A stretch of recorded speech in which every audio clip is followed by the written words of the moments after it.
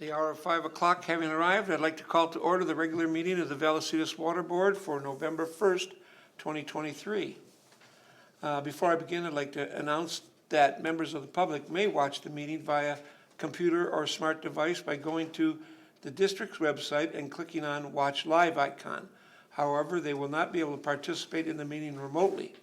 Members of the public may also listen to the meeting live on their phones by dialing 888-788-0099 or 877-853-5247, toll-free.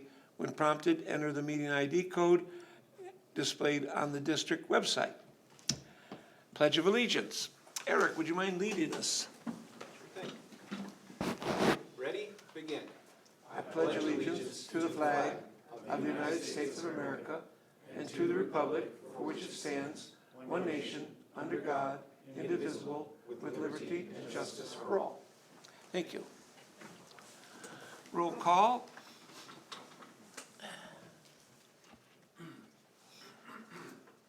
And we are all present. Do I have the adoption of the agenda? Do we have any additions to the agenda? We do not. Entertain a motion to adopt the agenda for November 1st. So moved. Second. And a second, please vote.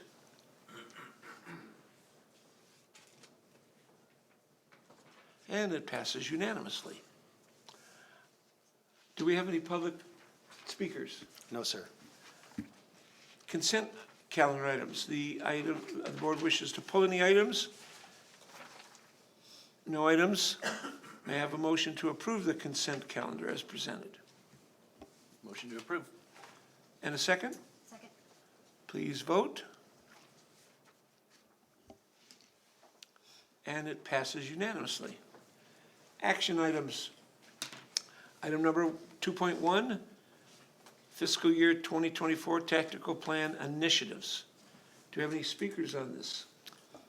No speakers, and I'll take that item if that's okay with you, President Very good. Hernandez. Jump right in. So at the meeting on October 4th, I believe it was, we had an item, this almost exact item, on the consent calendar, and the board requested that we pull it and place it on the action items to have a discussion, small presentation, and allow the board to have a discussion. So that's what we're here doing tonight.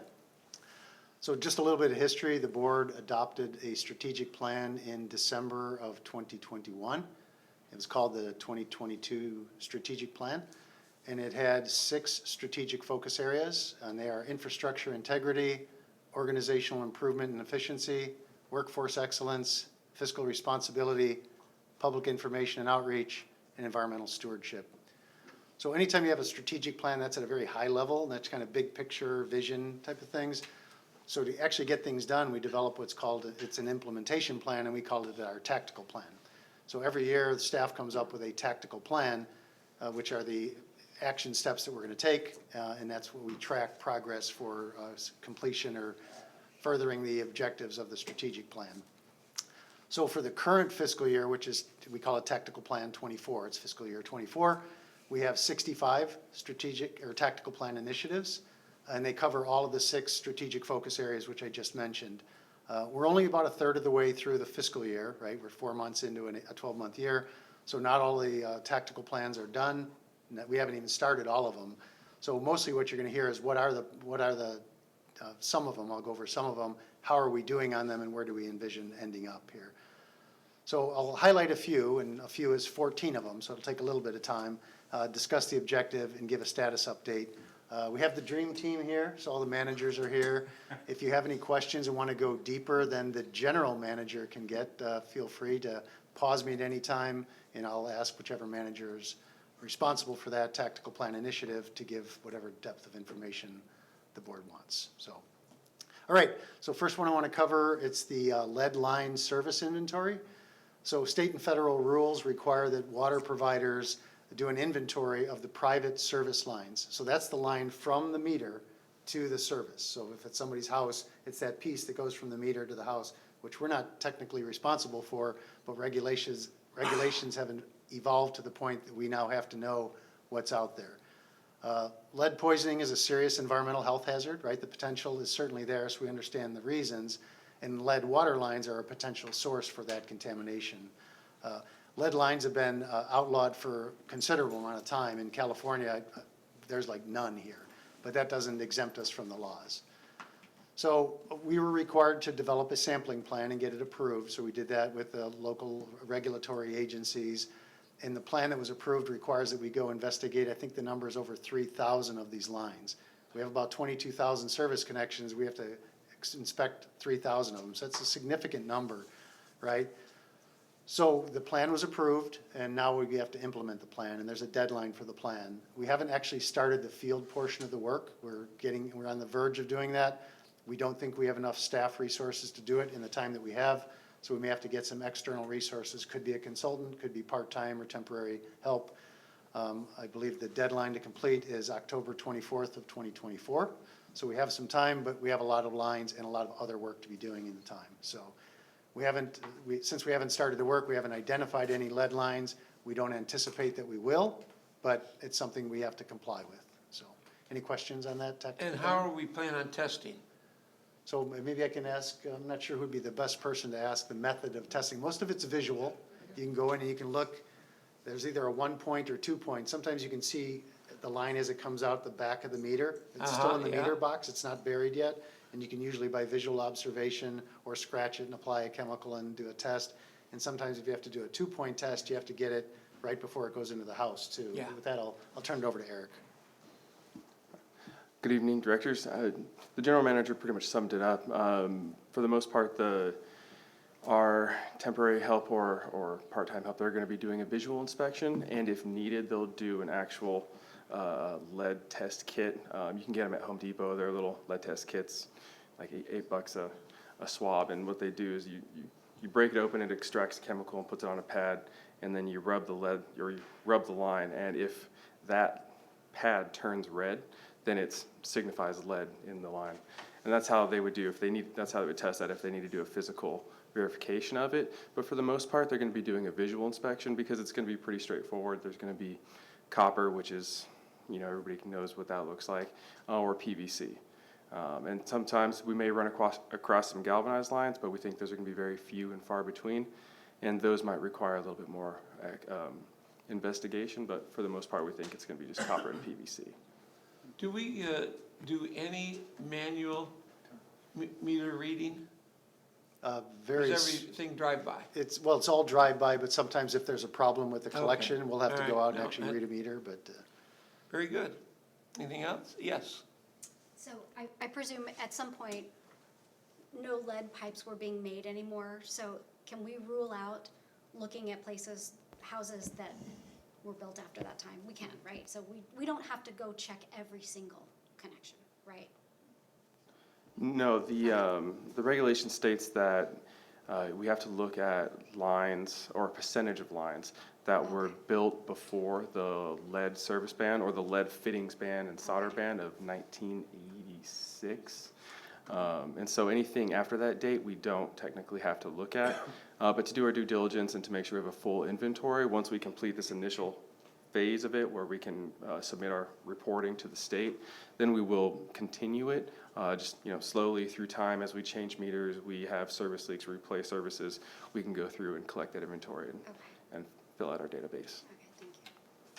So the next question, I'm sorry, go ahead. Yeah, so just to clarify, it's all the way from the main to the house? Okay. From the property side downstream of the meter to the house. We already confirmed we don't have any Yep. Okay, Yeah. so they're, District facilities have already been confirmed. gotcha, okay, thanks.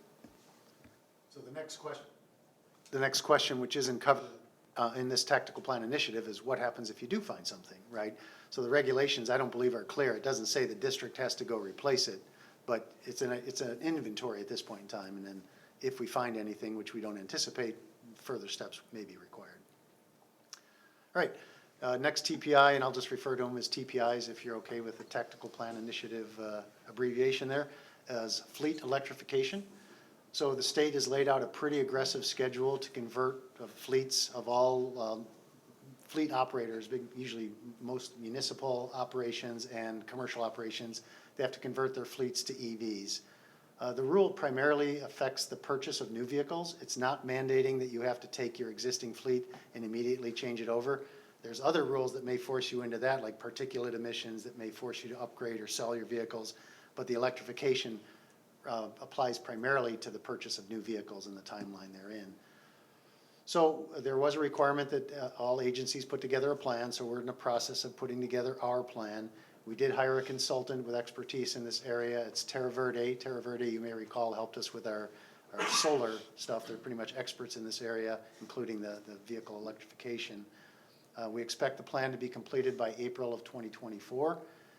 Not only will the plan identify which vehicles and when they should be replaced, but it'll also talk about the infrastructure that's required to charge those vehicles once you get them on board, right? So it may tell how many charging stations, what type of electrical load, what kind of infrastructure improvements, like coordinating with SDG&E, and hopefully come up with an estimate of price on that. You may recall, I think I mentioned before, an agency in South County, roughly our same size, they estimate between $10 and $12 million to upgrade their facility. That doesn't include the vehicle costs, that's just the infrastructure to put in the charging infrastructure. So these are big numbers that we're dealing with. Is the date 2035 For, for that transition? oh no, it started well before that. James, you want to touch on that? Yeah, it's actually all new vehicles starting this year, right? Ed? 2024. Yeah, 2024, sorry, in 2024, so 50% of them. Now, the vehicles that qualify for it, and Ed or Eric, please correct me if I'm wrong, are really the more heavy-duty vehicles, F-250s and above. So your normal cars and stuff aren't in that statute, but we're still looking at all vehicles. Yes, that's correct. The deadline for purchasing new vehicles, it's like assistant general manager stated, it's 50% of new vehicles in 2024, and it stays 50% until 2027, when it's supposed to be 100% of new purchases. And the vehicles that are affected they must have a gross weight of 8,200 pounds or above. And basically, as Assistant General Manager Gumpel said, it's basically an F-250 or above, or Chevy 2500, things of that nature. Granted, a lot of vehicles, they're not going to make it just yet, say our Vector trucks or big dump trucks, but obviously the consultant's going to be looking at all of our options to see what we can get currently and what we can get in the future, and what, if needed, we can get an exemption on. Do we have an idea of how many vehicles we need to replace? Not currently at the moment. That's going to be part of this plan. All right. And, there's just a lot of conversation in my conspiracy letters that are talking about this is going to be either agencies like ours, fire departments, may in fact become exempt because they're not making electrical vehicles for some of our big vehicles. But that, this whole, right now, the big concern with electrical vehicles is range anxiety. There's not enough charging stations. So there's, again, a lot of conversations about maybe this is going to get changed in the future. So I hope we're not rushing out to spend big bucks when maybe things are going to change. Director Hannes, the study that we're doing is a phasing approach for it. There is an exemption for emergency response vehicles that are already in place. Some of it we may qualify for, some of it we may not. So we're taking a very proactive look of what makes sense for the district, also what is available, and what does the phasing over time look like.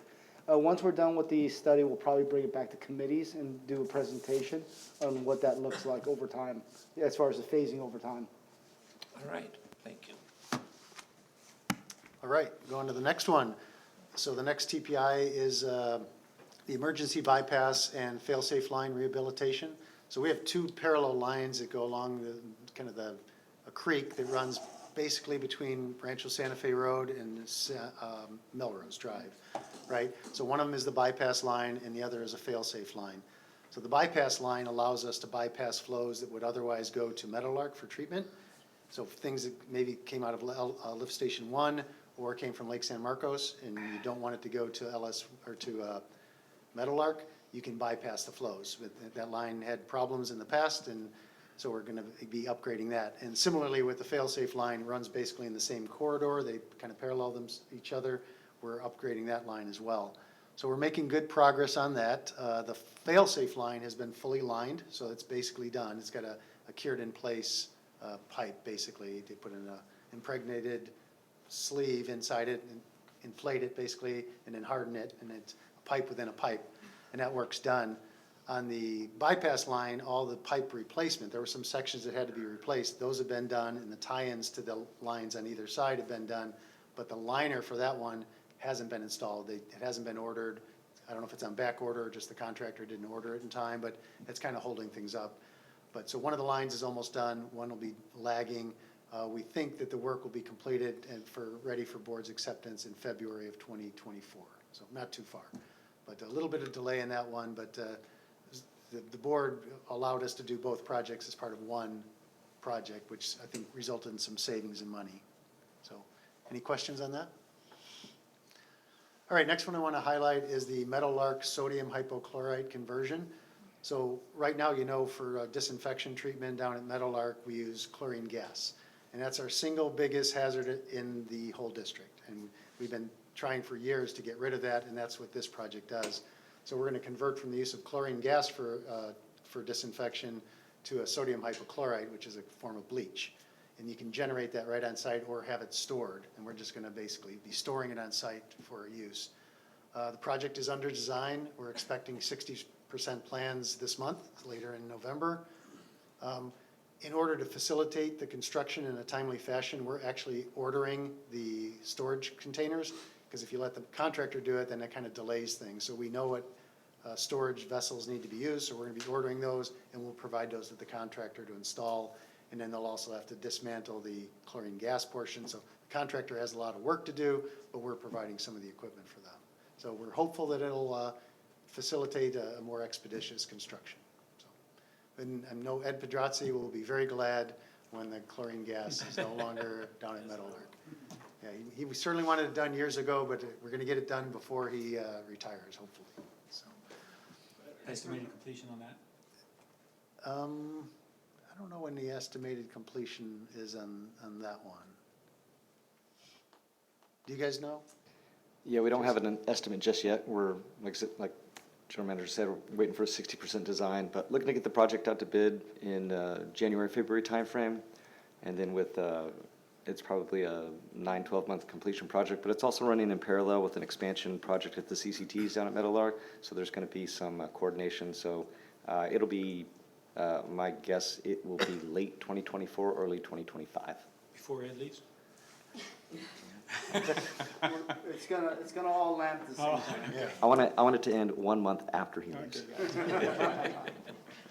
Classic Jason. Yeah. All right, next project, Montiel Lift Station and Force Main. So these two projects are required to upgrade the existing undersized and outdated facilities. The lift station itself was built back in the, I think, mid-'80s, and it was intended to be there for about 5 years.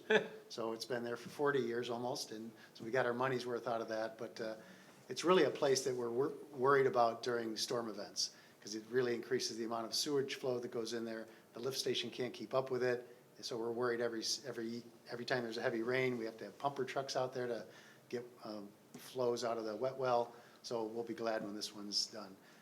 So the project was actually broken into two projects. We initially bid it as one big project, the lift station and the force main. We only got one bid. It didn't seem like a good bid, and when we talked to the bidders, we felt that there was a benefit to separate them out. So we went back out to bid two separate projects, a force main project and a lift station project.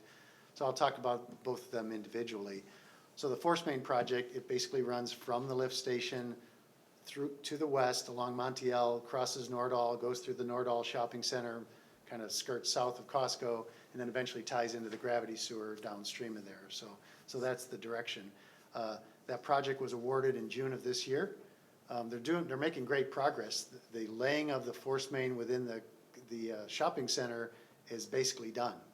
So that's nice. So one of the things we wanted to do was get that construction done before the holiday shopping season, which I think mission accomplished, right?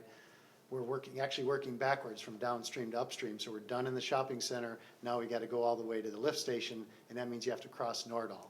So we're about to start work in Nordall, which is not gonna be fun.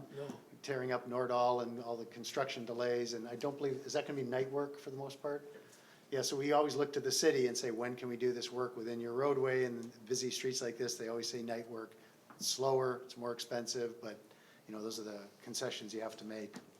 So we think the work in the Nordall area should take a couple of weeks, and then after that, the next thing would be to complete the line from Nordall to Montiel, which is just by Cole's carpeting, if it's just on the other side of, I think It's it's after the Kohl's. holidays, you think?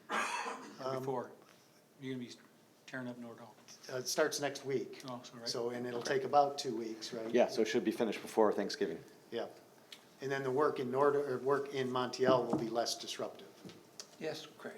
Yes, so the Nordall interchange is supposed to be all redone by is it Caltrans doing it? I believe so, yeah. So do you guys have the plans? Did you have the plans in order to design the crossing over Nordall, or was there any impact? Yeah, we're not, I mean, Caltrans usually reaches out to us as part of their, utility coordination, and they have not. So I'm assuming that means that any of the work that they're doing is not getting into that intersection. It's farther back, is what I'm assuming. I hope not. Okay. All right, moving on to the lift station. Again, very aging lift station at risk of sewer spills there. The contract for that project was awarded in August of this year. We're currently experiencing delays in procurement of materials. We're evaluating submittals from the contractor. So construction on that project hasn't started yet, but we're hopeful by the end of the fiscal year that we'll start construction on that project. Is that right? Okay. So that's the Montiel Force Main and Lift Station project. If there's no questions, I'll move on. So move on to the information technology front.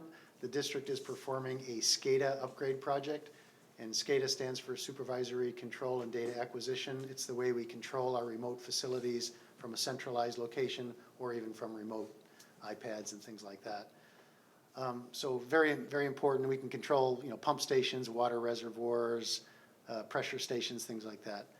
So for the upgrade project itself, we have completed the design phase and we've begun implementation, which is great. We have the new computer, the server system and the networking hardware is already installed. We also have our virtualized SCADA platform in place, so we've made really good progress. And this will kind of sets the foundation for all the additional upgrades and the full implementation. The SCADA is a big project, multi-year project, but this is a critical piece of it. So I just wanted to share that with the board, making great progress on that. Maybe get away from infrastructure and talk about the people side of things and some of the tactical plan initiatives. The management team is currently working on a succession plan. Some of us are choosing to retire and creating vacancies, so we're trying to be proactive and identify where those openings will be, look internally and see what staff members we think are most likely to get ready to be put into those positions. So we're identifying those potential future leaders in the organization, and if we identify somebody, we'll reach out to them, see if they're interested, and if they are, we'll work with them to develop an individualized development plan to get them ready for a specific position. So early days on that. We've had several meetings at the management team level to kind of look at the organizational structure and say, where do we see the holes occurring in the organization, looking at people's age, years of service, those types of criteria, which are good indicators of when we think they may retire. Somebody could leave tomorrow and we don't know, they went to another job. Those are harder to identify, but the ones that happen as a result of time at grade, and those we're identifying. We're also looking at revising our recruitment process, and the goal here is to shorten the recruitment process, right? We want to get people in as quickly as we can. The best talent out there doesn't stay in the market for very long, and if you don't act quickly, they're going to accept a job offer from somebody else. So, and we don't want that to happen. We don't want delays in our recruitment process to lead to the loss of talent coming to Vallecitos. So that's our effort there, is just anything we can do to streamline the recruitment process. Employee safety enhancements, and the goal is just to make Vallecitos a safer place to work, right? That's the goal. We have an excellent safety history. We're not reacting to a problem, but you can never be safe enough. Really, that's kind of the theory. So we already comply with all state and federal requirements, so that's not a problem. But what we did to further that, we actually did a survey for all of our employees, particularly the field operations folks, and reached out to them and say, hey, where do you think our biggest safety issues are? OSHA and the state may say one thing, but these people are boots on the ground. They know what it is. So we got those surveys back, we have an indication of where the problems are, and we're in the process of developing plans to address those issues. And we didn't think there was a better way than asking the actual workers where they see the problems being, in addition to complying with all the state and federal regulations. So on that, do you reach out to your insurer as well when they come out? I mean, it seems like we've had a great work comp risk. I mean, Yeah. I think we have zero. Our EMOD is very low. We haven't yet coordinated with Aqua JPIA, but that's one of the processes we'll go through. We'll tell them, hey, this is what we heard from our employees, this is what we're doing, and get their feedback as to whether they think those are effective things. Right, because that could decrease premiums. Yeah, and I don't know if Denise has anything to add about her experience working with Aqua JPIA, but they're a critical partner in this, the whole safety thing, not necessarily this effort at That's, this point I just in want to time. make sure, yeah, communicate. 'cause Yeah. that could be- Yeah, so we do have a senior risk advisor that's assigned to us, and so we work through all of the safety issues with him. He'll come out and do trainings with our staff. So we meet also, I think it's once a year, we meet with the insurance company, we go over our EMOD rates. We look at where the accidents have happened, we evaluate those, look at ways to mitigate those. So we are actively making sure we're safe. Awesome. How's our work comp this year? Any claims? Yeah, we always have some, yeah, Nothing our, major? nothing major right now, but most of our workers, since they're field guys, they do tend to get injured, they're doing a lot of heavy lifting. So there are, cautious areas that we are looking at.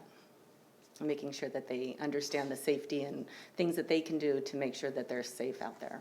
Cool, thank you. And the last thing I'll say about that is any day we can have our employees go home safely to their family, that's a good day at work. And we stress that all the time. I think Ed in particular really stresses that with the supervisors and the workers, that safety first, safety always. Thank you. Driver training, kind of the same theme, right? We're working on developing a specialized driver training program for those workers who tend to spend a lot of time driving vehicles, or that drive specialty vehicles, or drive in situations where you have to do a lot of like backing up, right? Maneuvers that have a high potential for accidents. Driving accidents are one of the most common accidents that occur in the industry, so we want to focus on that. So we haven't gotten too far in that, but we're in the beginning stages of developing a program. So staying on the people side of things, maybe highlight one of our TPIs related to our customers. So we have identified a tactical plan initiative to help our customers decrease their water consumption on landscaping. So what we did practically to do that is we teamed with the County Water Authority, and we hosted these series of landscape conversion programs. You may recall that they were having their meetings in this building at the same time we were having our board meetings. There'd be a bunch of people in the lobby, then they'd go down to the training room. Really successful program, probably about 50 to 60 citizens, customers participated in it. I think there were 5 sessions. Some of them went to all 5 sessions, and if you went to all 5, you got a free landscape audit and a landscape design class at your house.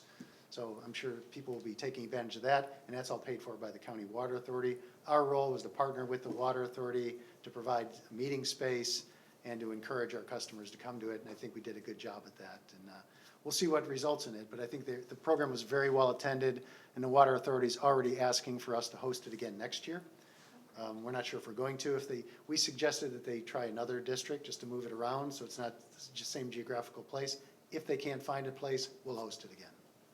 So next TPI is district investment returns.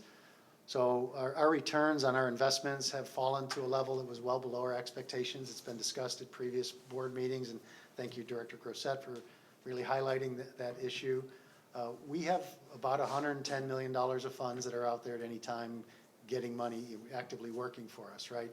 Some we manage internally, some we have an external party that's doing the management for us. We've recently redirected some of our internally managed funds into a different program. We went into the CAMP program, which I think is the California Asset Management Program. I think that's what it's called. But they've been getting very good returns. Now we're in a market that has good returns, so it's easier to find one. No guarantee that the rates we have now are going to stay for extended periods of time, but for now we're doing a good job. The move that we've recently made have increased our returns by 35%. We're not getting a 35% return on our investment, don't get me wrong, it's just what the return we are getting increased by 35% on that portion, which is really good. in every month's board packet, the second board meeting, there's an investment item in there. And in that, we compare ourselves with 4 other agencies and with T-bills. We had been lagging behind all of them. Now we're ahead of all of them except the T-bills. That's still right ahead of us. But that's a really good move in a relatively short period of time. So thank you, thanks to the board, and to Wes and his team. So over the course of a year, if that 35% stays at that level, it'll be bringing an extra $1 million of investment income. So that's great. It's a big move for something that was relatively easy to move the funds. So we outsource a portion of it. I think it's roughly about half of it is managed externally by a firm that manages for us. So what we're doing is we've already solicited for new firms. We put out a request for proposal. We received 4 proposals. Wes is in the process of evaluating those, and we'll come forward with a recommendation. It may be on a dollar value low enough that I can sign it. If it's high enough, it'll be in front of the board. But rest assured, we listened, we heard what you said, we listened, and we're making the move. And then we'll work with that new provider to be, I wouldn't say aggressive, but be on the lookout for the best returns that we can get and still recognize the safety and the liquidity requirements that we have. So good news, and again, Wes, thank you for doing that. Automated meter reading. So we talked about, President Hernandez mentioned something about automated meter reading. I want to talk about automated metering infrastructure. So we use AMR, which is the drive-by. The next step up is AMI, and that's, you don't have to drive by, right? You have to upgrade whatever meters you want read with it's called a register. It's basically a radio transmitter. It reads the meter and it sends a signal out, and then you have a series of antennas placed throughout the district, and that antenna will pick up the reads instantaneously, real time. You're not dependent on that vehicle. You don't have to drive cars around. You don't have to add to congestion and greenhouse gases and all that. So it's a really good program. The concept is sound. We're in the beginning stages of a pilot project to look at the efficiency within our service area. So we break our district area into a certain number of read routes, right? So we took one of those read routes, and it has, I can't remember how many, but maybe a couple of thousand meters in there. So we're looking at that geographical area. We've already upgraded the receiving or the sending unit on every one of those meters, now have that transmitter, and we're working with a company called Census, which provides the meters, to install the antenna. So this antenna will read those meters in that pilot service area. And then when that's done, we'll evaluate the success of that, and then we'll eventually decide with the board's guidance as what do we want to do this on a system-wide basis. So right now we're at about 1,000 or 2,000 meters. Do we want to do it for 22,000 meters? Right. So it's relatively low cost. We had to install the sending units, and we're working with the vendor on the antenna. If we keep the antenna full-time, I think we pay full price. If it's a pilot and doesn't work, I don't think we have to pay for the whole thing. So, but I always like pilot projects instead of going full into it. Yes, it's proven technology. Other agencies use it, but your actual mileage may vary. Yeah. Our terrain is different. We want to make sure that we can capture it and we are comfortable with the technology. So any questions on that? Question, Craig? Yeah, is the intent to have customers be able to access their own situation in real time? Yeah, I'll say Look at their consumption. Yeah, so that's one of the benefits. I should have mentioned that. Thank you. So not only can the district get real-time access, but the customers can have a user portal on their smartphone, and they can set up all kinds of alerts. There's some constant draw 24 hours a day. Maybe you have a toilet running or something like that. You can say, if I go over 20 units a month, send me an alert when I reach 20 units, all those types of things. So I'm not sure how much of that will get done in the pilot project. The pilot project is more for our side of things to make sure the technology works. To the extent that we can roll out a customer portal on that for either their laptop or desktop or their cell phone, we certainly will. Mixed reviews, when I talk to GMs at other agencies that have implemented AMI, there's an initial excitement, everyone uses it, but after a period of time, fewer and fewer people use it. And when I say use it, they'll use it less. They won't go in to look at it. But you can still be set up to send you an alert. So if something goes outside the parameters you established, you'll get a notification. I went on my travel trailer trip this summer. I got a call during my trip from our folks in customer service saying, Glenn, you've used way more water. What do you want to do? And so I called home because some of our kids were still at home. I said, shut down all the irrigation. Turns out I had an irrigation leak. it was nice that our customer service caught it. AMI will make it a lot easier for the customer to hear it directly, not have to wait until we did an AMR drive-by Right, to right. get the read. And the grove managers on the ag side really like it. Yeah. For management. Yeah, it's a big deal, so. Is that a big cost, going to the AMI? I mean, is it huge? AMI, it could be millions of dollars, yeah. If we went full-scale implementation, it's probably in that $5 to $10 million range. Wow. So when you look at return on investment and cost benefit, you know, it's in the eye of the beholder, because a lot of the benefits are on the softer side. It's customer service. We'll sell less water as a result of it. People will find their leaks quicker, but it's good customer service. So, certainly not asking the board for any direction at this point in time, but when we're done with the pilot project, we'll probably go through the committee and to the board, share the results, and talk about the full implementation and what it would cost. So, Yes. What is our plan? Let's say we moved forward with AMI. What would be our plan for job transition for all the employees that are formerly the ones that drove around to look at the meters? How are we training them to maintain their jobs and move into a new role, or what are we doing for the employees? yeah, so if you look at, we have, I think 4 or 5 meter readers. Only about 1 equivalent FTE is actually assigned to the driving. Okay. Right? It's not like everybody's out there driving every day. They take turns, they drive. It's the equivalent of 1 full-time body over the course of the year. We think as you transition this, there's going to be plenty of work with reacting to bad reads, and this device isn't sending right, and swapping out meters. So we don't anticipate any loss in employment.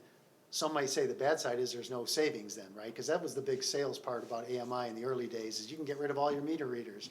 But then the industry realized they don't just read meters, they do a lot of meter service.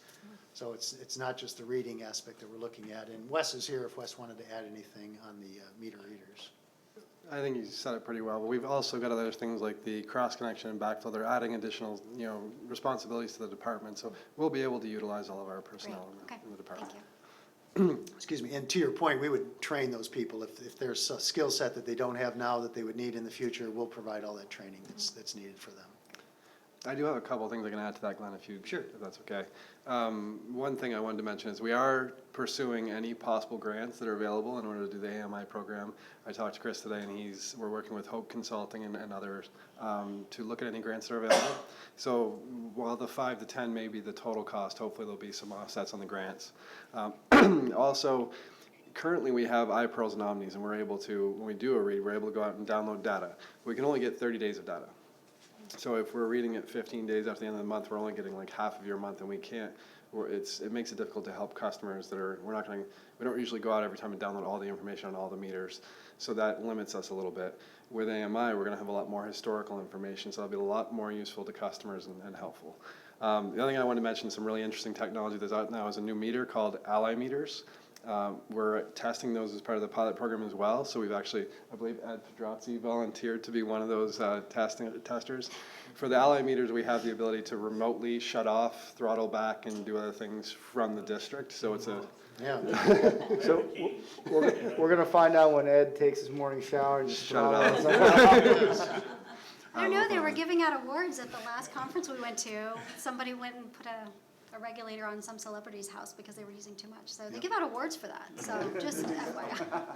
So those meters are more expensive, but we will be looking at that technology. And if we have older meters that are due to be replaced, instead of replacing the newer Omni iPearl meters, we're looking at replacing the older ones and sort of phasing into the Ally meters. So lots of exciting stuff there. It's not going to be cheap if it's something we decide to pursue, but it's an interesting endeavor and something we should look into. So that was all 14. Those are the All ones I right, wanted to very good. highlight. So happy to answer any questions about something we talked about or something we didn't talk about. Do we have any questions? Just a comment. Thank you for pulling this out and having a more robust discussion. I think that our tactical plan really gets into the nuts and bolts of what we do. I think we owe it to the public to provide accountability and updates. And so I'm appreciative that you, when I pulled it, that you said, okay, well, what would you like to do? Yep, And all I right. think you made a great decision All right, to thank you. report on these top 14 projects. So thank you. You're Any welcome. other questions? I'll add to that and say props on getting $1 million for the district in a short time, and hope more millions follow that. Yes. Tremendous, tremendous. And with that, I'd entertain a motion to I adopt the. have two questions. Oh, real I'm quick, sorry. real quick. So, I don't know, no, I appreciate what's been said. One, a few of the first ones, there's a lot of money being spent. Those are budgeted, they're in the reserves, we don't have to get any loans. No loans. Yes, they're budgeted, and this has been anticipated for quite a period of time. We've actually gotten criticism from outside parties saying your reserve levels are Right. too high, and that's why, because we knew this was coming. Right. Right? So when I say there's no loans, there was money that was borrowed, several years ago now? And we have a timeline within which we have to spend that money, but no new money for the New projects. money, that's, okay, so Right. okay. So the board's aware of all the loans that were And as already was gotten. mentioned earlier, I mean, there's a lot of, what do you call them, TPIs? Yeah, tactical plan initiatives. I mean, is there anything for incentivizing, I mean, like you said, the dream team here, to incentivize or motivate them for completing these TPIs? I mean, what is it besides just a pat on the back and say, hey, we did a great job? I mean, is there anything to incentivize in completing 64 TPIs? So the no tongue-in-cheek answer is there's no real incentive, right? Okay. They're all motivated to do a great job. They're part of I don't come up with the TPIs myself and say, this is what you shall do. It's a collaborative effort, so they look at their workload, they look at their resources, and they kind of dream about what would be a good thing to put on here, and that's how it comes together. And our compensation structure doesn't have bonuses or anything to further compensate for these, but right now, I don't think we need to further incentivize it. We're doing a great job on it. You are doing a great job, thank you. Yeah. Thank So you. the struggle always is, when we go through this, we try to sign up for things that we could do within the resources and budget we have. Anything else, we'd have to kind of delay until a budget cycle and say, yeah, that can be a TPI next year, but we'd have to budget and put money in the budget for that. So some things we do are already, like the capital improvement projects are good examples of things that have been budgeted for years, but we wrapped a TPI around it to get it done as quickly as possible. Gotcha. With a bow on it. Yep. Awesome, thank you. And with that, I entertain a motion to adopt the fiscal year 2024 technical plan initiatives. So moved. And a second? I'll second that myself. Please vote.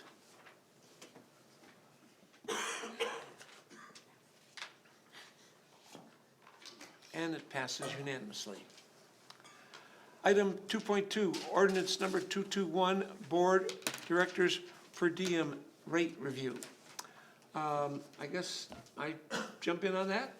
Yeah, if you like, this is just a carryover from the last meeting. It was carried forward when we had a pretty robust discussion, but I think we needed some more and some direction to staff. Very good. But if you remember, put this on the agenda. We have not had a raise since 2016, and just the consumer price index would have put us to 249. I'm hoping that we will talk about getting a raise to 225, and then adding annually on the consent calendar an increase per the CPI not to exceed 5%. So I'd be happy to have some discussion about this. Can I ask Mr. Gilpin to answer a question? I apologize, I didn't get a chance to ask him before the meeting, but the law, as I understand it, limits the increases to 5% per year. Would that affect the initial increase from 200 to 225, or is that just for subsequent year? It would. Okay. So you can only increase year by 5%. So you're limited to a 5% increase over what it currently is. So, And you're not going to be able to do it on an annual consent calendar basis, as detailed in the memo from Glenn. You could adopt a policy where every year staff brings back an anticipated increase that would have to be voted on by the board per the water code. Oh, and that would be a public hearing. Yeah. And so then I guess it would be 210 would be 5%. And bringing it back annually for an adjustment based on CPI. not to Not exceed CPI. 5%. Yeah, Up- not to exceed Not to exceed 5%. Yeah. Yeah. Yes. I would just come out and say that the 5% increase is a good idea. Is that a motion or just a discussion? I'll keep it open for discussion, but I'm happy to put forth the motion. Okay. Any other discussion? I mean, my own discussion, like what I said last week, I mean, looking at what Glenn provided, seems like we're on the upper echelon as it is. I'm good just keeping it at 200. I mean, the average right now, I think is 157. So I think we're well compensated, and I think it's fine where it's at. It's a nice round number. Yes, correct. I'm in agreement with Director Pennick. We're at the upper end of comparison with other agencies. And given the big rate pressures we're seeing from our wholesalers and our desal water production, I just at this point I feel uncomfortable putting anything else on the ratepayers. So I'm good with the 200, leaving it where it is. Would you like to make that motion and see where it goes? Sure. I motion for a 5% increase. And I'll second that. Shall we have a vote, sir?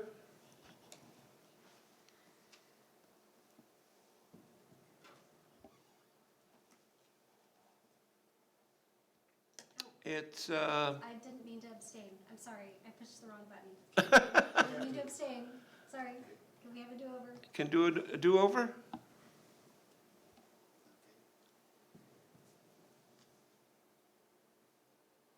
And it does not pass. Very good. Moving on, let's see. Board committee assignments and external agency representation. 2.3. Yes, so this is another item, well, this item was requested at the previous board meeting to be placed on the agenda for Yes. tonight. So I don't have a staff report, so I guess I think Director Boyd Hodgson, you made the request, so I'll turn it over to you. I did. Thank you. Thank you for putting it on the agenda. So I feel like a discussion about compensation and board committee meetings, I don't think those are inextricable. In looking at the way that our committees are assigned, and I'm talking about the board-appointed committees, for the benefit of the public, every year we have a process by which there's a new president. Heretofore, we have rotated through presidency and vice presidency. There is a board requirement to vote on those things. And the presumptive board president contacts all of the members on the board and says, in discussion about the board-appointed representatives, what would you like to do? Do you have your eye on any committees? And the president presumably takes that into consideration. I raise this because I think that there are some glaring points of information that I would like to point out. In the past, beginning in 2020, there were 5 opportunities to be on a board-appointed representative. 5 opportunities. Beginning in 2021, there were 9 opportunities. That is the same in 2022 and in 2023. 9 opportunities each year for someone to be appointed as a delegate to one of these agencies. And the agencies are Aqua JPIA, CASA, Encino Wastewater Authority, San Diego County Water Authority, Hillside Property Development Ad Hoc Committee, City of San Marcos General Plan Advisory Committee, and the San Diego North Economic Development Council. And I would like to point out that for the past 3 years that I have been on the board, there has been 1 woman to serve in any of those capacities out of 27. Here is what it looks like.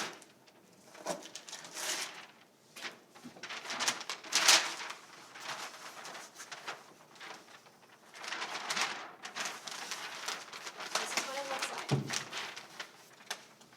Blue and pink, just so we're all clear. There are 9 opportunities each year. Since 2021, I have served on 1 of the 27.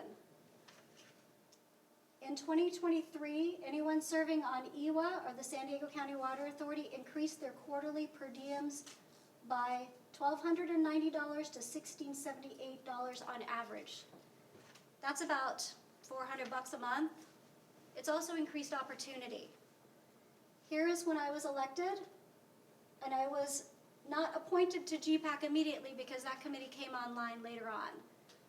But we put it to a vote, and 3 folks, including me, voted for me to be on the GPAC. I understand a phone call was placed to one of my colleagues, and I was later not placed on that committee. Here is the way the committees have been broken out since then. I think this is really important for the public to know. This is the way it looks. These are each of you. I'm not in this. These are each of you. I'm not in this. I voted against this. We didn't vote as a group on this. We voted on the presidency combined with the committees. Here we broke it out. The presidency combined was not combined with the committees. And that was a result of something that I had suggested in the P3 committee to try to make it more equitable. But all of you voted for this, and I did not. So my ask tonight, as we start thinking about the next year, because I don't have a solution. I don't have a solution to how we assign committees more equitably, but there's a lot of money and opportunity at stake. And I think that's clear here. I have a whole spreadsheet as well showing exactly the breakdown.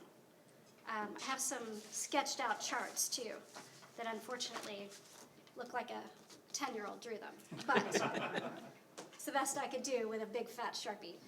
I don't have a solution on how to assign things equitably when not everybody wants to assign things equitably. 9 opportunities. Every year there are 9 opportunities. There are 5 of us. It is really glaring that one of us doesn't get any of that pie. 0. 1 out of 27. That's even more glaring. So what I would like to ask each of you as we consider marching into our next year is that if you will join me in committing to an equitable distribution of these committee assignments. There's opportunity. It's the San Diego County Water Authority. It's Encino Wastewater Authority. And all of you are on those committees. It's opportunity to network. It's opportunity to learn. And I know most of you, including me, like to learn or you wouldn't be doing this job. So I would like a commitment as we head into the next year. Presumably, the vice president would be president, although it's still up in the air. We might vote differently. But even if we don't vote that way, I would like a commitment from each of you to assign these committee equitably and vote for that.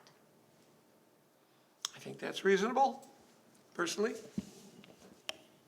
I'm happily committing to it, and I just want to point out that the San Diego Economic Council that I was appointed to has never met either, so I'm on the same boat. But you haven't served for 3 years. Correct. Yeah, I'd like to point out something on the CASA delegate. It doesn't result in any kind of meeting. That's only for membership voting purposes, so it doesn't create any kind of meeting opportunity, so. It's a learning opportunity. Sure, but Yeah. just, it doesn't result in any more meetings for per diem purposes or Yeah. anything like that. And may we call you and express our discussion on this particular item? You mean outside of the meeting? Yeah. Or, I think we have to talk about it in the meeting, or we violate the Brown Act, right? No, I think you can have individual conversations with board members. You just can't tell board member B what conversation you had with board member A. That's fine. Well, yeah, I would just caution you all on this, because you're going to create a serial Brown Act violation unintentionally if you try to do that. I think the better way to do it would be to go to committee and try to come up with some proposal on how to equitably do this and address the issues. I know it's come up over the years. I don't know if this fits into it because I haven't looked at it, but I mean, you have certain positions, for example, the Water Authority that has a term. And so the same person is going to serve in that position for that term. That's kind of historically been the position here. But there's certainly ways you could address it, if the board so desired, where you'd adopt a policy where each one of you, it gets at least one opportunity to be on one of the 9 committees as you've identified them. You could select priority, each of you could submit priority selections, et cetera. There's ways to deal with it, but I would not do it on an individual conversation basis, because you're gonna create a specter of what had happened outside the meeting. Yes, Craig. Yeah, a year ago, the P3 committee looked at the then existing ordinance and recommended some changes to the board, which one of them was to take out the language that said each member will have a chance during their first term to serve on, I don't know which one it was, the Water Authority and EWA, I think. Yeah. And so recommended to take that out, and the board we did vote to take that out. So I would just say, like Mr. Gilpin said, that bring it back to the P3 committee and give us some recommendations. And you said you don't have a solution. I don't have one offhand either, but I think we would all like it to be equitable. Yeah, but, I mean, I see the inequity, so I don't know, I'd be willing to give up the engineering committee, because I am on 2 others, so you can put that in your slate to see who may want it, or you may want it, or whatever, but I do see an inequity. And I think that, we don't all look at this all the time, so that's why I made a presentation, so that we can see it. So you can see it, because not everybody looks at this all the time, but here it's pretty glaring. So now we all know. Now we all know, here are the consolidated data. And I'm happy to take it up in the P3 committee. I can pledge to all of you that if I turn out to be the president as per the rotation, and you vote for that the committees will be assigned equitably, because that's important to me. So I will make that pledge to you, but I may not be, somebody else might be, so. Well, because the election of vice president and president is December board meeting?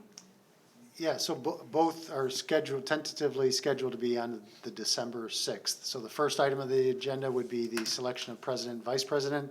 The very next item, the incoming president then makes their committee recommendations, and the board has to approve a slate of candidates. Does it switch that meeting? Yes. On the Yes. 6th? Yep, on the 6th. Okay, would be- starts with me, then we have a vote, Right. and then whoever the president Pass is the gavel. takes over. Okay, Right. great. Do you have enough time to meet with the P3 committee to discuss this, or? Sure. Yeah? we- Got one Okay. coming up? Our next P3 committee is Monday. We're posting the agenda tomorrow. So if the chair of the P3 committee would like us to agendize an item to discuss, allow for the discussion of committee assignments, we'd be happy to do that. Great, Okay. let's do it, let's put that on. Thank you. Very good. So one Yes. thing, I mean, I know you mentioned there's no solution, we don't have a solution, I don't know if there is one, but you've worked with many other agencies. Is there any other agencies that do it differently, or have the key to success there? I would commit to do this. I'll look at it. I mean, I think that there's obviously a solution to be had. I mean, there's things that may have been historic, they're going to have to go away to make the solution work. But if the ultimate principle is to have equitable distribution between the board members, there's a way to do that. I have to believe. Yeah, I guess if that's the goal. If that is your goal, and as I mentioned, there are some other things, Director Elitharp mentioned, the prior ordinance had given every first-term board member the opportunity to either be on the Water Authority or Encina, and it then had conflicting policies that the person on those would serve basically a term of 3 years, which is consistent with. 6 for the Water Authority. 6 for the Water Authority, which then, well, if you have a 6-year term for a person, you have 5 people being elected every 2 years, you can see that that's not going to work out at some point. Well, I think that think it Yeah. was the presidency that, where we took that language out. That's the language that we focused on, about how every, because that math just didn't work. With the four. Right, Yeah. Right, and there was language in there relative to the water authority too that I think was right, we took those changed. off. So, anyway, but I think there's a way to work out, if there are 9 committees and, there's 5 of you, one, and everybody has to serve on at least one committee, you ought to be able to work it out. Yeah, I would make the same commitment as Director Hernandez. If I'm on multiple committees, take me off some of those. I don't have a problem with that. So. Yeah. Agreed. But we should identify which committees are, like Craig had mentioned, the CASA thing is just, you're the one representing the vote, that should come off the list. Right. 'Cause that doesn't make any sense. And likewise, if I may, the general plan amendment, that should go off the list because they're not gonna meet, maybe ever, but certainly not for the next year. And so there's no need putting somebody's name there, just be able to put a name there. That's a good So I think the P3 committee should do a diligent look at those committee titles and what they actually do, so that we just don't plug somebody on one and then we can change the color of the map, but it really doesn't do anything. That's a good point. Like Aqua JPI, I've never met, so. Yeah, exactly. So, all right, Yeah. Okay, thank you. that's good? Everybody good? Thank you for your commitment. All right, let's see. Reports, general manager. Yeah, I have a few. First of all, I want to brag about staff again. So the district operates a water quality lab. We have our own certified people here. And the lab needs to be certified for the results to be valid when the state looks at your results. And as part of the certification process, the state reviews the reports that are submitted and the numbers that you found through your testing. And recently, Vallecitos received a certificate of excellence for our drinking water lab, which doesn't look that fancy, but this is it, right? And what that means, we got 100% data acceptance. So of all the stuff that we did, we scored 100, which is great. So congratulations to Ed and his team for that great accomplishment.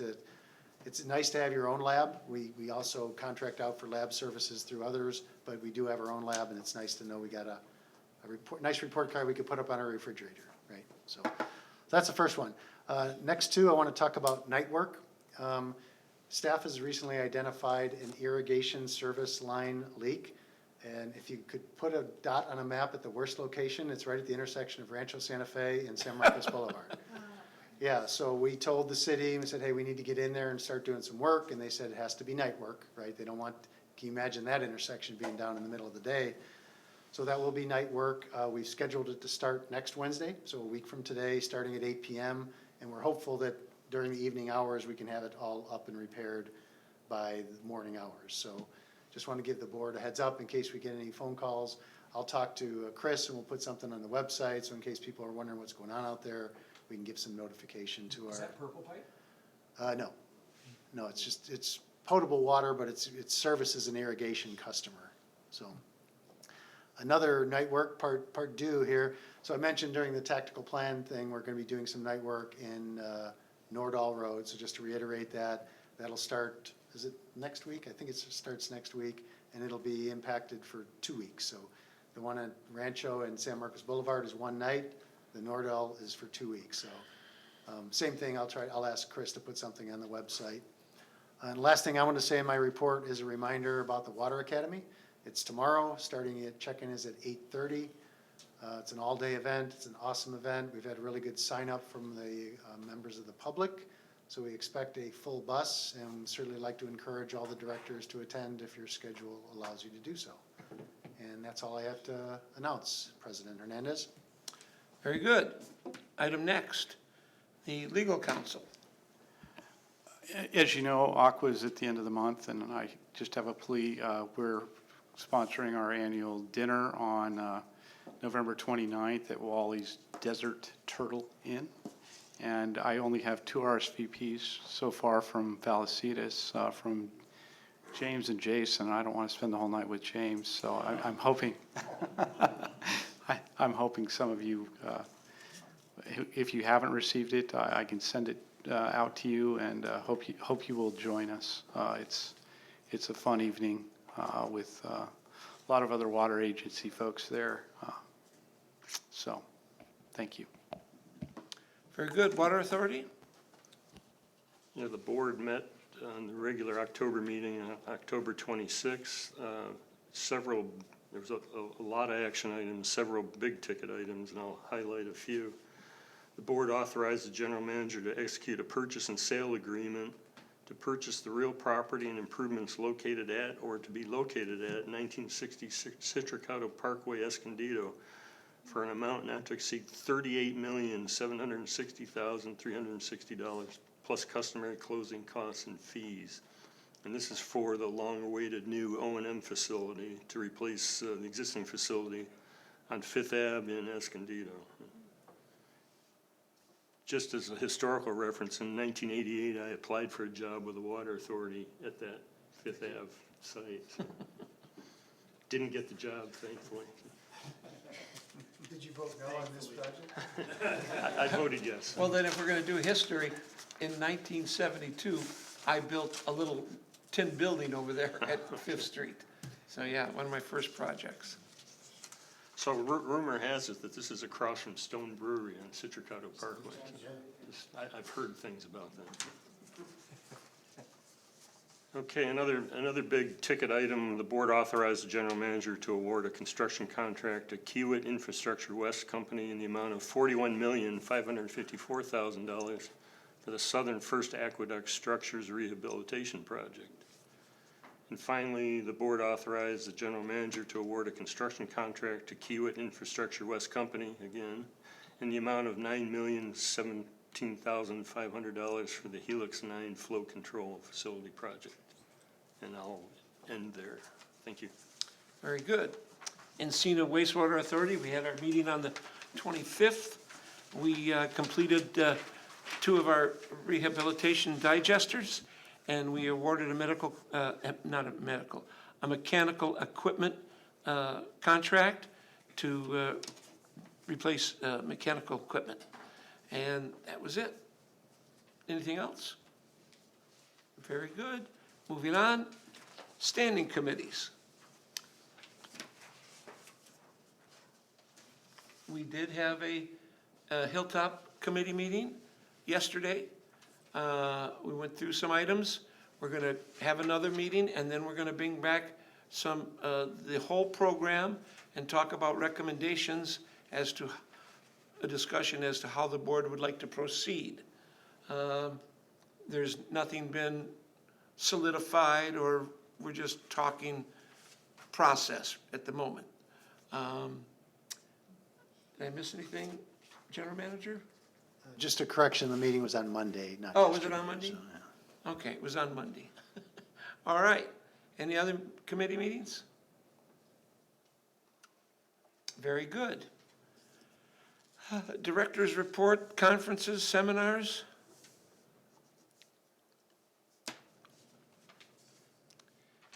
And let's see.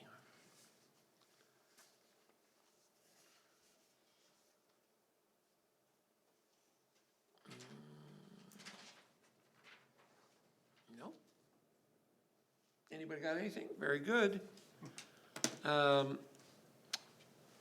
Quarterly board expenses, other business,